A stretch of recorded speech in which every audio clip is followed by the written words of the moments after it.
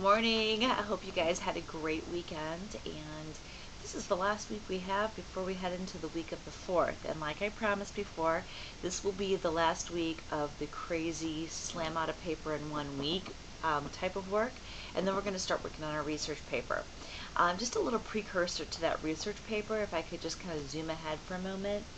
Um, the research paper, I got my remember I said that from the beginning. I really do print everything out and put it in a ring binder, even though it's an online class. Okay. The research paper is going to be more of a free-for-all when it comes to topic choice. So in other words, what I'm saying is you might want to start thinking of topics. Some of you, I had mentioned that to you when you wrote your original thesis worksheet. You just chose a topic you liked. You might want to revert back to that and see what you developed there, or maybe there's something that catches your eye in the news or in your reading or at work, something that's relevant to you that you really want to research further.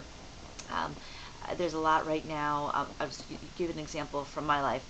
There's a lot right now written about concussions and children in sports and what we're doing to their bodies by having them start sports young. Well, I have 3 young boys who love sports. So as a parent, I want to be well informed in their particular sport, which right now is baseball, what I should be doing to make sure their bodies are protected for future in sports. They're only 13, 10, and 9 or 7 right now.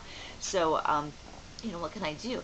That might be something that I could research, a persuasive essay that we need to do X, Y, and Z in order to protect children from themselves so that they are able to compete and their bodies stay strong into adulthood. Or I was just talking to my sister-in-law this weekend about food additives and organic products, and I have real mixed feelings about what is all this stuff about cleanses, and researching something that already kind of interests you and might be practical to your daily life or your work life or your family life or your area of study that you're going into. Some of you are going into nursing or engineering or whatnot. Think about now what you want to write about later, because that paper, although it's going to be spread over a longer period of time, the research is, again, condensed because the course is condensed. So just wanted to kind of put that out there to say, hey, start thinking about that research paper. The only stipulation is that I'd like it to be persuasive or problem solving. And the second stipulation is I'd like you to stay away from worn out topics. So if you're going to handle a topic that is beat on all the time, like capital punishment or abortion, do it in a fresh and new way that brings in new research, new evidence, and isn't just loaded with the propaganda and jargon that we've come to know as part of those arguments. Okay, that's a little fast forward. Let's land where we're at this week here. Looks like we are on the illustration essay. We finished up the literary essay last week. The deadline for this essay is June 30th. Can't believe that June's coming to a close already. June's like my favorite month, so it's always hard for me to see June go away. All right, so June 30th is when this is due, Sunday at midnight. I have gone in and changed all those crazy deadlines that seem to lock us out. But again, if you're having any trouble at all, let me know, because the one time that I did it, it didn't stick. So either user error or sometimes there's computer glitches. Just keep me in the communication loop. We'll make sure you can open all your work here on this online academy, okay? For readings this week in Erin, the skimming is for pages 46 and 47. That's going to give you a sample of what I mean by an illustration essay. And what I do mean by that is you're not going to be drawing anything. This is not an artwork essay. Some of you are disappointed. Some of you are very relieved. I would be relieved. But what we're looking at here is driving your points home with examples, anecdotes, short stories, quotes, anything that literally draws in a person's mind, creates an image, or illustrates your point. So I want you to be especially attentive to how you develop a point. Sometimes we get in the habit, because we have it in our head, we'll put an idea out there that's pretty big, and we leave it there. We don't do anything with it. So make sure every idea that you put out in a paragraph has a corresponding illustration to make sure that your reader is on the same page as you are. That's what this is about. Okay, and some students have asked before, is it okay if I use personal illustrations? Absolutely.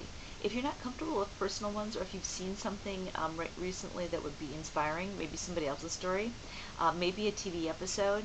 I use a lot of those when I'm teaching. I'll say, oh, I just watched the other night, and we don't even have TV in our house. That's another whole story. But we have Netflix, and so we'll do the streaming of shows, and I sit and watch How I Met Your Mother, okay? And I'll say, oh, it reminds me of that episode when, and I'll illustrate, or maybe a movie that we went to see, or a book I read, or something that I hear about on television. I'm sorry, on the news, and those points can be illustrative. I don't necessarily, when I'm using them casually, need to cite them, but because they're kind of in my personal storehouse here, but and for this paper, I'm not going to ask you to do that. I'm actually going to ask you to not research any other sources, but use the sources we have here and illustrate out. The second part of this, if you'll notice this time, the instructions for the essay are a little bit different. After you read through the sources and so forth, as you're reading, look for connections between the sources, because not only is this an illustration essay, it's an essay of synthesis.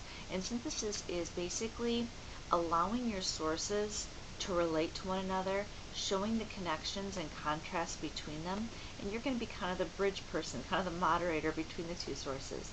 So you might say something like, while Tan explores communication barriers because of culture, Tannen has a similar theme in her writing, but the different culture is male and female. Okay, so, and you can make some comments like that.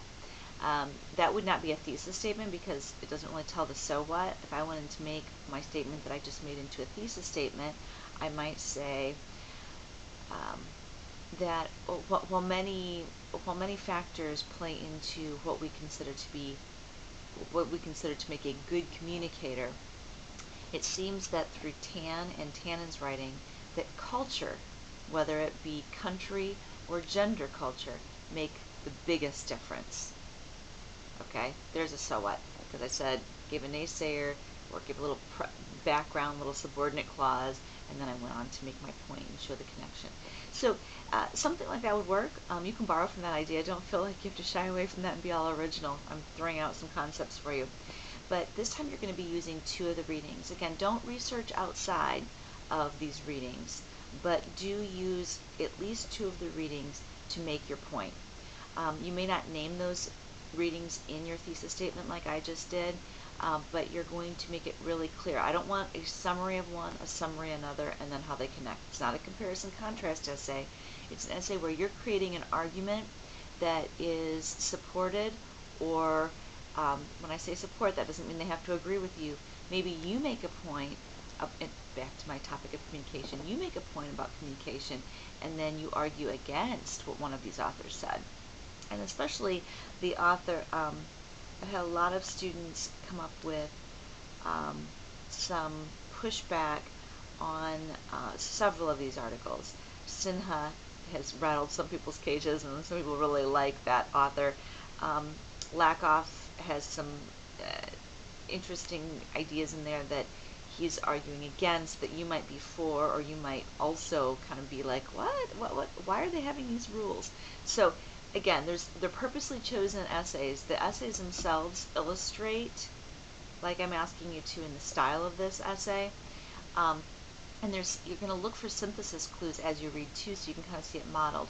You know you're synthesizing when you say little comments, I call it meta commentary, where you comment about what you're commenting about. So you say that, Tan says something, and you say, just as Tan believes, yada yada yada, Tannen seems to echo her idea when she says, okay, both of these sources, or these sources seem to contradict one another. Okay, that kind of conversation is what we're looking for in this essay. So you'll be citing 2 sources this time, 2 of the readings of your choice. Look for connections as you read. Your discussion board might also want to start digging up some connections and helping each other find those connections. Make sure you're responding to 3 essays and 2 peers, and make those discussions meaningful, not just, hey, good job, okay? Most of you are doing a great job with that. I'm reading through your discussion boards, and I'm excited about that. You have your peer edit, as per usual.